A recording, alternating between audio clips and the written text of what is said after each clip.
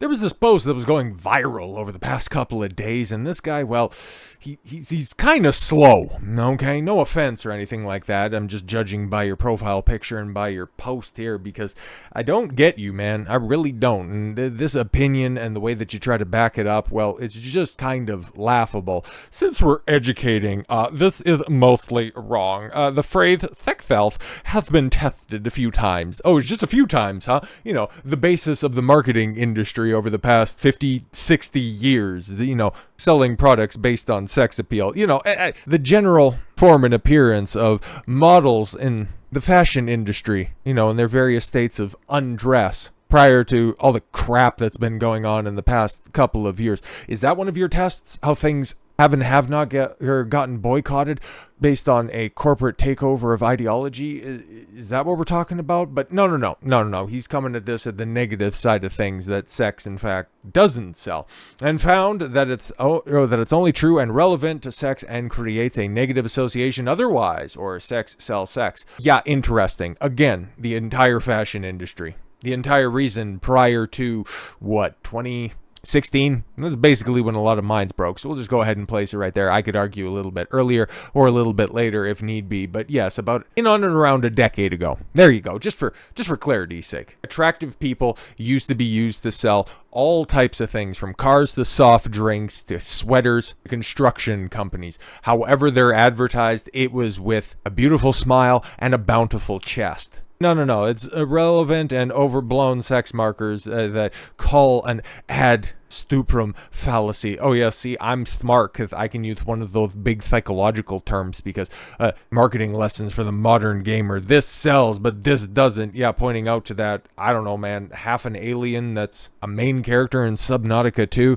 We'll have to wait for that one at a later date. But you're also comparing an apples to oranges situation here, because the character on the left, don't know what game that is, okay? And a lot of people are pointing out it's not even from a game, as opposed to just a wonky ass design. And another example to add to the list of what the hell is AAA, or at least established studios, doing with women's faces. It's like, you guys do love those thick ass jaws and flumpy ass eyes. Like, can we tighten that facial scan technology up a little bit? Anyways, yeah, I seen in the comments, like, this guy was getting absolutely cooked. Yeah, because this guy points out right here, never mind that the right image is from a game and the left is a 3D render, yeah, from a not safe for work artist. Yeah, exactly. I think the left is from The Last Descendant. It's like, bro, you make the assertion, and then you go, well, I kind of think. And then you got sources for the testing of the phrase. Yeah, exactly. And, oh, yeah, here, actually, by sources. And then, yeah, even if you wanted to claim that one mock-up image is from a game that is overwhelmingly successful in comparison to just about every other example that's out there, I mean, it's plain and honest for the world to see. No, we don't need fangs fanging all the time, but we also don't want ugly ass characters. Like, I've made my opinions known, and apparently the world has, in regards to Tomb Raider. I was never a big Lara Croft fan, and I didn't play too many of the Tomb Raider games. I kind of like the reboot, but it's one of those games that I played through till completion, rolled credits on. I've just never been inspired to pick it up again. But I also recognize that Lara Croft is an iconic video game character for very obvious reasons, and she is memorable, as opposed to, well, just take a look at the number of games that are out there right now, okay? New IPs, reinvention of franchises. There aren't too many new characters that are even close to being as iconic as even Lara was at her most unpopular. Like, you're gonna try to say that Aloy is on the same level as Lara? What about the chick from Returnal? Does anybody remember that lady's name? Yeah, I don't think so. What about Guy from... Yeah, exactly. Character design or character destruction in the case of the modern day? It has really done greatly to diminish standing of these products and the legacy that they leave behind. And when you take something with such an established fan base, a fervent fan base, and you crap out something like Netflix did with Tomb Raider, The Legend of Lara Croft, you get what you deserve, because it fails to chart on Netflix's top 10 list. Now, we're not running no Samba TV, no Nielsen ratings comparing the entire streaming and traditional landscape against this. This is Netflix's own numbers. This was an in-house production that was supposed to be big for them. and it failed to move the needle in-house. Good for them. Tomb Raider's The Legend of Lara Croft appears to be a massive failure, as the show failed to chart on Netflix's top 10 list of the week. It debuted on the streaming service. Well, yeah, because I heard a couple of reviews of this, and I can't verify it, and a lot of it has kind of slipped my mind. But bro, it sounds absolutely atrocious. There's a lot more sitting around talking about feelings than there is actual tomb raiding. A lot of it sounds like a repurposed, because Lara's supposed to be going against the Templars, and they're called the Bright or something like that. It's a lot of aping the Assassin's Creed storyline, or at least the early games. And it's like, oh wow, that I guess probably could be interesting, but the way that you packaged it, no, it's not. And couple that with a lot of the boring characters that were introduced in the reboot trilogy with, fat Samoan guy who I remember from the reboot, but he was just kind of a non-entity of a character. And making Zip, right, the black kind of overly masculine enforcer in the game, and then just turn him into the black gay sidekick. It's like, cool, we don't want to play into stereotypes of just women being sexualized, but then you're just gonna have an effeminate black gay guy, huh? Interesting. Show failed to generate even 1.8 million views. Bro, and they dropped the entire thing, huh? Whew.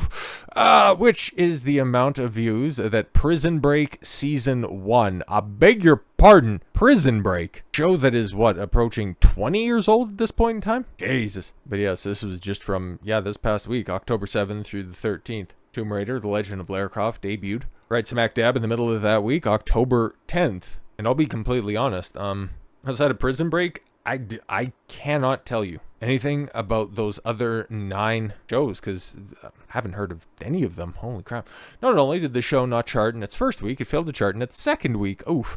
Of note, the animated series Gundam Requiem of Vengeance Season 1 did chart with 2.4 million views, which was good enough for 7th place. Oof. And it ended up kicking off Prison Break. What the hell? There's a Jurassic World TV show? What the hell, man? Okay. Anyways, it's not surprising that the show did not chart given the initial reaction to the show's first trailer, which was released back in August. Yeah, were overwhelmingly negative. As of writing, the first trailer has over 17,000 dislikes and 10,000 upvotes, which, because we've seen screenshots, we've seen character design and going, who is this for? Why are we doing this? Why can't we just have good Lara and not modern day Crystal Dynamics Lara? Numerous comments at the time trashed the show. One person wrote, I see Lara is still falling repeatedly. Okay. Another stated, oh boy, they left the comment section open again. Someone needs to teach Netflix what the definition of a teaser trailer is. One person questioned why Lara's iconic pistols were not present in the trailer. Where are her guns? She apparently gets them in like episode 3 or something like that. Just like, why do we need an origin story for Lara getting her guns? So silly. After the trailer got trashed, showrunner Tasha Huo, made things even worse by admitting she wrote the show for little girls. Huh? Oh, but it has so many relationship. Oh, okay. She was asked by IGN's Katie Rule if making the series animated allowed it to be seen by younger audiences, who respond, remember, writer for Witcher Blood Origin. They hope. The hope was always that everyone could watch it. If you played this game and you have young kids, you could sit and watch it and enjoy the world with them. It's a sort of a gateway drug to playing the video games if you're younger. Yeah, because that's what kids are far more interested in, crap streaming shows as opposed to video games, the biggest entertainment medium in the world right now. That has been the case for years at this point. So yeah, this is an industry in its death throes, taking popular IPs from other mediums and once again bastardizing them. Normally, you're just used to simply seeing that in the form of Marvel and DC. Star Wars that's kind of right, like it's a cinematic and it's a Hollywood franchise through and through, but the way that they kind of IP mine that, it's been bastardized and repurposed. All of Hollywood is all just basically self-referential at this point, and that's why it's just really, really dying, because there's a very little innovation. So now they take on video games thinking that they can have a blank slate, like just take a look at with the Halo series, and remember that got 2 seasons and then summarily got canceled. Like, yeah, you had Master Chief, one of the most iconic video game characters, and then you bastardize him because the actor wanted to have his helmet off and wanted to have more screen time. Then you have Lara Croft. You cover her up. You strip her of her iconic look. You strip her of her guns for a long period of time. And then you try to recontextualize things by saying that, oh yeah, Lara was a cold figure because she had previously been written by men. All right, the men that made her popular and an icon to begin with, an icon so much that Netflix could buy the rights and then hand it to your untalented ass to go ahead and pervert. Fantastic logic that you have there. But it's funny, nobody's going to remember this stuff. Well, even if you were to watch this lesbian U-Haul simulator, people still remember the early 2000s Angelina Jolie pictures. Like, I remember watching them. I remember thinking that they're crap, but then again, I've never really thought that much of Angelina Jolie to begin with. And there was also, a 2007 cartoon directed by Peter Chung. And yeah, I mean, can't play with sound or anything like that. Might end up getting clipped for copyright or something like that. But you can see, it's like the animation's pretty cool. Lara's character design, not bad at all whatsoever. And yeah, just even going through, moving around. And yeah, oh, there's religious iconography, which you thought was so cool, unique, and inventive in your own story. But yeah, she's done that before, and yeah, you see Lara, and not looking that bad. Not looking that bad at all, and I would imagine that probably appealed more to a younger audience than whatever that slop that they put out there was before. And now that at Netflix, a modern audience, a Tomb Raider show has flopped due to Lara's budget cuts and sanitized content. Here's the official revisioned Tomb Raider animated series, Keys to the Kingdom, directed by Peter Chung, the creator of Aeon Flux in 2007. Yeah, exactly. Because it's just like the Blade movie, man. A Lara Croft show is super simple, and the fact that modern hacks that get their hands on it can't quite crack the code on sexy Brit going on fantastical journeys and recovering ancient artifacts, you can't figure that stuff out. Well, you should probably go and do something a little bit more your speed, like taking orders at Starbucks. So with all that said, thank you all very much for the gift of your time. I've been Don Consuelo. I want you to follow your gut and get after it. Take care, everyone.